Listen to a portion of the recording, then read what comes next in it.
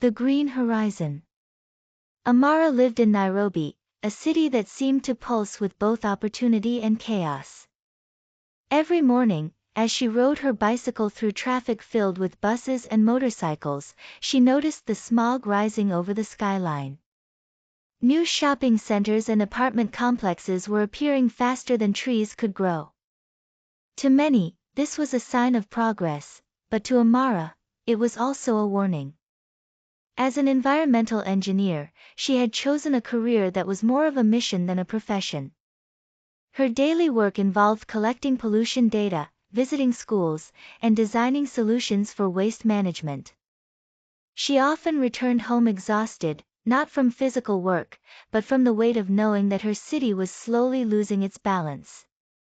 Sometimes she wondered if people truly understood what sustainability meant. Her newest project was the most ambitious yet, installing solar panels in 20 public schools across Nairobi's outskirts. The idea was to provide clean energy, reduce electricity costs, and show the next generation that progress could be green. But the path was far from smooth. Government offices demanded endless paperwork, and local authorities cared more about short-term results. One late afternoon, after another frustrating meeting, she walked through a neighborhood near the city dump. Children were playing football barefoot, using a plastic bottle as a ball. Around them, smoke from burning trash filled the air. Amara stopped and watched silently, her heart tightening with a mix of sadness and determination. She knew that every child deserved better than this. That moment changed something in her. It wasn't enough to build projects, people had to understand why they mattered. The next morning, she gathered her small team at the office. "We're giving schools solar power, but we're not giving people knowledge," she said firmly. Her colleagues exchanged curious looks, and then one by one, nodded in agreement. They decided to turn the solar project into an educational campaign, one that combined technology with awareness. The following months were intense and demanding. They organized school workshops, where children learned to build mini solar models using recycled materials. They hosted community cleanup days, teaching residents how waste affected water systems and local health. Slowly, the project began to grow roots and attract attention. What had started as a technical mission turned into a cultural transformation. People began to see sustainability not as a government slogan, but as a shared responsibility.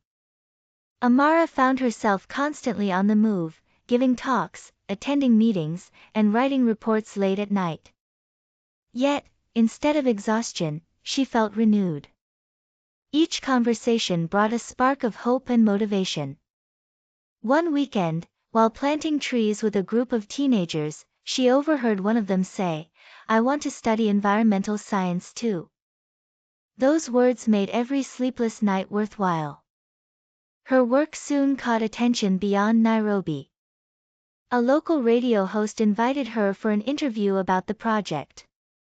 Sitting before the microphone, she spoke with quiet conviction, "Real change begins when people stop waiting for others to act. It starts when each of us chooses to care." Her voice carried across the airwaves, reaching thousands of listeners throughout the city. The response was overwhelming. Dozens of schools reached out to join the initiative. By the end of the year, more than half the planned schools had solar panels installed. The rest were in progress, supported by new sponsors inspired by the movement. Newspapers began calling Amara's project, "The Green Horizon," and for the first time, she saw a future that felt tangible. The city council even invited her to consult on urban sustainability planning, something she had once dreamed of but never thought possible. Her work had turned into a citywide model of collaboration and hope. One crisp morning, Amara climbed to the roof of the first fully solar-powered school. The panels shone under the Kenyan sun like a field of mirrors. Below her, students ran and laughed in the courtyard, their shadows dancing in the bright light. She smiled, knowing that this brightness came not from fossil fuels, but from a collective dream. That night, she stood by her apartment window, gazing at the city lights. Nairobi was still noisy, still growing fast, but something had changed, and not just in the skyline. People were talking about sustainability in markets, classrooms, and offices. Awareness was spreading like sunlight at dawn, slow but unstoppable. Amara realized that the planet didn't need heroes, it needed ordinary people who cared deeply. As she closed her journal that night, she wrote one final thought: the future is not waiting to be saved, it's waiting to be redesigned. With that, she turned off the lamp, ready for the next day's challenges, and the promise of new hope.